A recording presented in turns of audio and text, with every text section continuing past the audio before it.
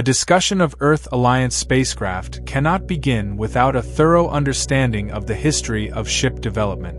In the early days, before World War III, space exploration was slow and expensive. Most nations involved in space were in competition with each other instead of acting in concert. The symbol of cooperation, the International Space Station, began to see less and less use as various nations, including the United States and its allies, the European Union, Russia, and China, began to construct their independent facilities. By the time the war arrived, each nation possessed a rudimentary set of fighting spacecraft, although these were little more than maneuverable satellites with crude lasers or missiles attached. The most sophisticated of these were operated by the United States in support of the Earth Shield project, which consisted of advanced communications satellites that also had highly accurate anti-missile lasers. Accurate fighting ships did not begin to appear until the period of radar activity that followed the first expansion into the solar system. The first recorded use of a weapon was a modified laser used by one prospector to defend a claim against another. Soon, pirates were using similar devices as standard equipment, and the Belters responded by installing not only laser guns but also the first external lighter linkages, employing simple one-person crafts based on the Alpha and Beta designs. These crude fighters were little more than frameworks built around a thruster and a pilot-aimed laser cannon or missile rack. Typically, these vessels had no armor or superstructure, and a pilot's life expectancy was only 2 or 3 sorties. Still, prospectors were willing to take the risk, considering the potential profits from valuable claims. At the same time, raiders figured they could make a lifetime fortune with just 1 or 2 successful attacks. As the raiders grew in power, 2 significant things happened. First, the Belt Alliance organized into a fighting force, producing the first armed freighters and guard carriers intended to protect small outposts and convoys. Then, in the 2120s, the Earth Force built its naval elements, spearheaded by the Orestes dreadnought, which existed solely to lead strikes on pirate strongholds. These expensive command ships were assisted by Tethys frigates, Ares destroyers, and London-class light combat vessels, which were short-range craft rather like large fighters. In the days before the Star Fury program, the Alliance operated the Raptor-class attack fighter, as well as Beta and Gamma light fighters, which the Belt Alliance designed initially. Also appearing were a variety of civilian freighter hulls, as well as the Earth Force One, the well-known presidential transport that later became a mobile symbol of the Earth Alliance. After the arrival of the Centauri, the Alliance began its first efforts to construct ships capable of interstellar travel. Existing hulls were improved to survive the rigors of hyperspace, and new designs started to emerge that were explicitly intended for use away from Sol. Of particular interest was the new exploration ship called the Oracle, named after a Greek legend involving a seer who could provide information to anyone who desired it. Other new ship designs included the Epimetheus command cruiser, which replaced the Crest in that role once that hull proved unsuitable for hyperspace missions.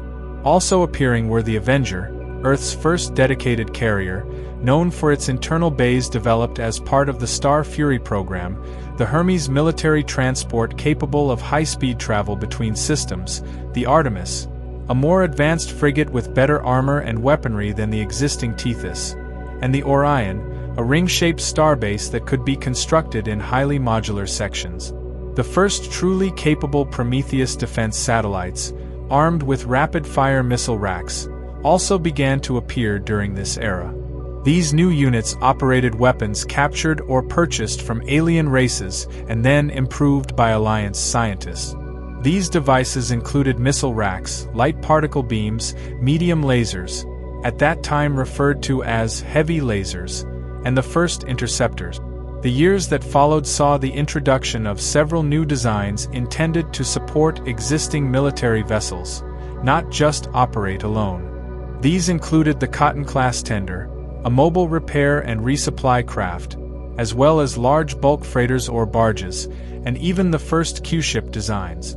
The need for a ground invasion capability led to the development of the first assault vehicles capable of carrying troops to a target world. While these vehicles were capable enough, they did not exist in sufficient quantities to truly fulfill the mission at hand.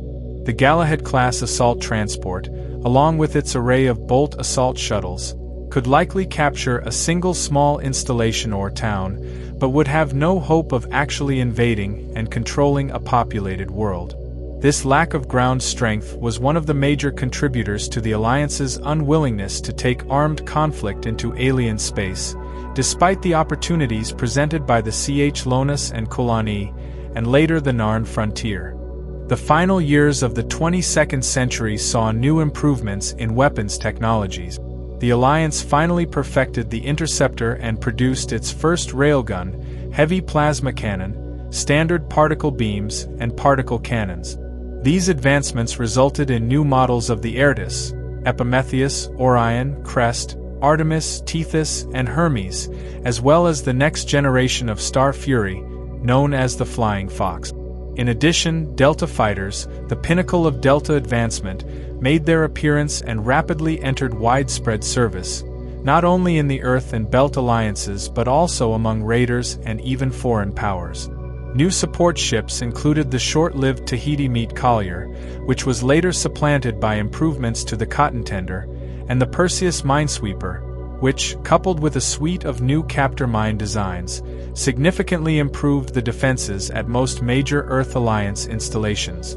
It was during the early decade of the 23rd century that the Earth Alliance first began to develop the strength that would be so sorely tested during the Dilger War. Several important hulls appeared for the first time, without which the Alliance would have had terrible difficulty defeating the Imperium. These ships included the Olympus corvette, actually a destroyer, the Hyperion heavy cruiser, the Nova dreadnought, the Condor long-range troop transport, and the Sagittarius missile cruiser, along with the vastly improved Star Fury known as the Tiger. Although few new weapons appeared during this period, advancements were made in missile technologies as well as engine, thruster, and reactor capabilities that vastly extended the range of older ships in the inventory. This resulted in new versions of the Tethys, Artemis, Oracle, and Crest. The latter vessel, long limited to only its home system, received a better engine suite that enabled travel through hyperspace at a tremendously ponderous rate. Rather than retire the class, the Crest was assigned the role of Monitor, a sort of pocket dreadnought intended only to defend fixed points. Meanwhile, the addition of the Hyperion and Olympus to the inventory allowed the Alliance to retire the aging fleet of Epimetheus and Aertus-class vessels finally.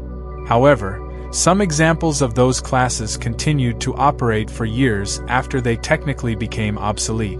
Similarly, the London Light Combat Vessel, which had the short range of a fighter but lacked the guns of a frigate, was finally shelved once the capable Tiger light cruiser came on the scene. The advent of the Dilger War saw the rapid creation of new versions of various ships, including the Olympus, the hotly contested Sagittarius Hyperion, the Thetis Condor, and Artemis.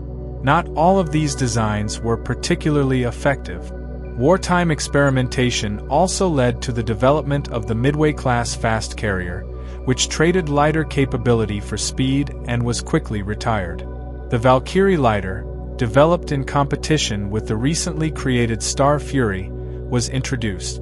This skillful craft quickly replaced the ponderous and poorly named Bull. Additionally, various military conversions of civilian units emerged, including advanced cargo ships, missile barges, and even the Dionysus mid-range base, which served as a logistical hub in occupied systems.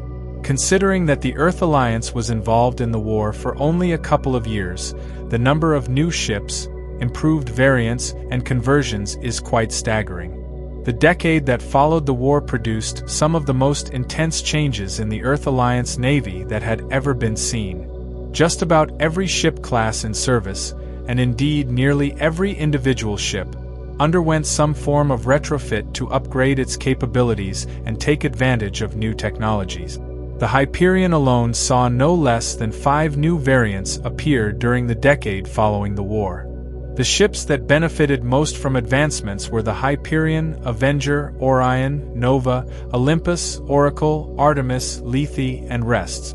The Aurora Star Fury also appeared quickly, pushing the existing Tiger and Nova designs into retirement. Several new ship designs were tested and prototyped, including the Kitty Hawk carrier, Valiant Minesweeper, Myrmidon light combat vessel, and several other civilian ship types.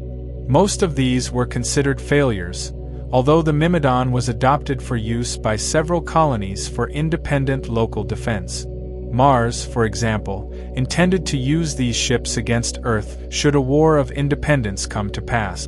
The primary advancement that made all of this possible was the pulse cannon, which eventually appeared in 3 varieties: light, mainly for anti-fighter work; medium, for use as secondary firepower on cruiser and destroyer-class vessels; and heavy, to provide maximum flexibility on large gun emplacements. A blast from a heavy pulse cannon could knock virtually any heavy weapon off the side of an enemy cruiser or sweep away all but the heaviest fighters right out of space.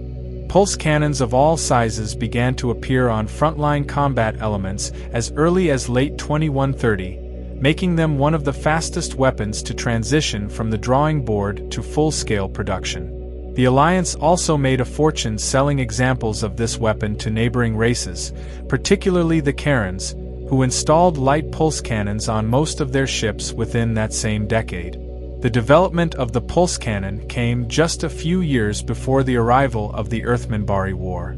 Still, neither that weapon nor any of the other post-Dilger technologies were enough to stop the Federation's steady advancement into Earth space.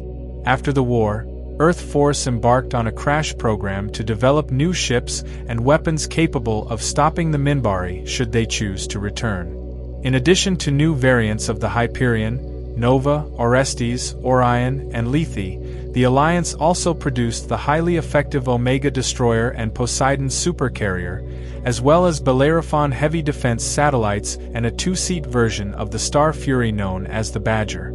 Additionally, funds were allocated to produce the next generation of Earth units, including prototype Thunderbolt fighters that were coming online, and a mystery ship known only as the Warlock. Alongside the improvements made in the basic navy, other factions within the Alliance have also made advancements since the Minbari War.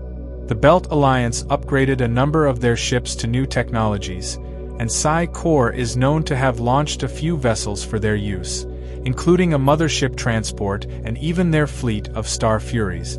Civilian craft include the well-known luxury liners seen traveling about the colonies, as well as corporate escort ships and independent pirate hunter designs. Upon joining the Interstellar Alliance, Earth gained access to new technologies, including artificial gravity and improved sensors.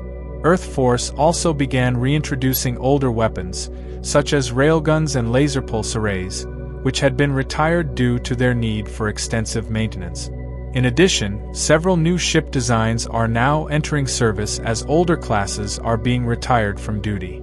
For Earth, the future looks brighter than it has been in years.